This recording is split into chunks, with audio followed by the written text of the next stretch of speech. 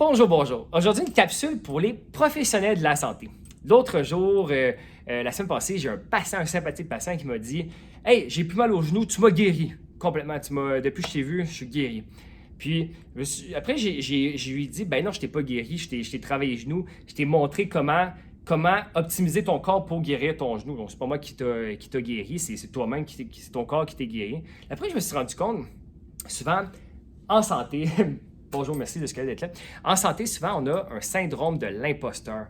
C'est comme si on ne se trouvait pas tout le temps à la hauteur. Moi, j'ai ça, je trouve, le syndrome de l'imposteur. Sûrement, vous qui écoutez, vous avez peut-être ça aussi, le syndrome de l'imposteur. C'est comme de se sentir pas à la hauteur. Puis quand quelqu'un s'améliore, que bon, on croit que c'est pas notre faute.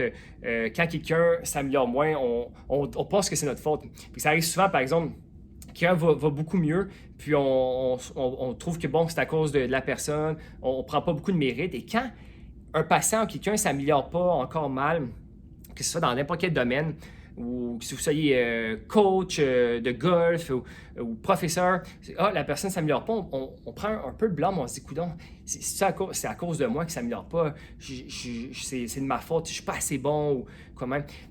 Mais je pense que c'est important, un juste équilibre, de rester humble, d'accepter qu'on peut aider quelqu'un puis qu'on a contribué au succès. Puis l'inverse aussi, c'est important de ne pas trop se mettre de pression parce que des fois, on peut se rendre compte qu'on n'a pas de résultat. Tout simplement parce que l'approche qu'on a utilisée ou que la personne n'avait pas besoin de nos services, elle a besoin d'autres approches. Ou des fois, il faut accepter qu'il y a des choses qui sont hors de notre contrôle.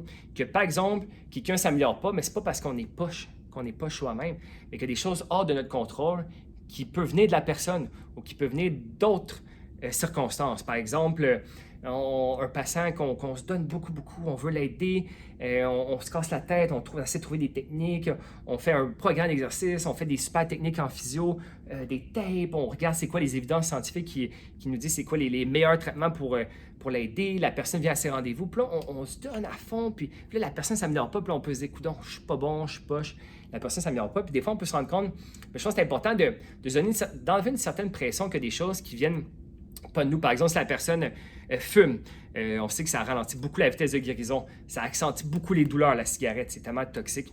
La personne peut ne pas bien manger, ne pas bien s'alimenter, ne pas bien dormir non plus. Par exemple, on sait, ça c'est prouvé aussi, que le manque de sommeil, l'insomnie, diminue la récupération, la qualité du sommeil peut augmenter les douleurs. Le seuil de douleur, tolérance à la douleur, ça peut être affecté et puis les gens sentent plus de douleur. Donc, c'est des choses qui sont hors de notre contrôle. Les exercices, la personne peut être allée trop fort dans l'exercice alors qu'on a dit de ne pas aller trop fort, etc. Donc, il y a des choses qui sont hors de notre contrôle. Wow, la personne, elle va très bien, mais elle a glissé sur la glace et s'est fait mal à la cheville. Bon, on a fait le mieux qu'on pouvait, mais c'était hors de notre contrôle. Donc, je pense que c'est important, en santé, peu importe le domaine, de se mettre une pression parce qu'on veut aider les gens, à aller mieux, c'est sûr. De se mettre une pression, une bonne pression saine, mais d'accepter qu'on ne peut pas tout contrôler, puis qu'on peut faire de notre mieux, puis c'est pas tout le temps de notre faute si ça ne s'améliore pas comme on le veut. Et dans la série 24 avec Jack Bauer, 24 heures chrono, il y avait un méchant, je pense que c'est dans la saison 6 ou 7, bref, il avait dit « Le stress, c'est le catalyseur de la créativité. » Donc, c'est important d'avoir un petit stress. J'aimais ça, cette phrase-là. C'est vrai qu'un bon stress, c'est ça qui fait qu'on veut s'améliorer. Donc, si on n'est pas stressé, on ne va pas se lever, aller au travail, on va pas mettre le plein d'essence. Si notre auto manque, si on n'est pas stressé, on ne va pas faire le plein. Donc, on a besoin d'un petit stress dans la vie. Notre enfant est malade un petit peu. Bon, OK, on va à l'hôpital, on va appeler le médecin.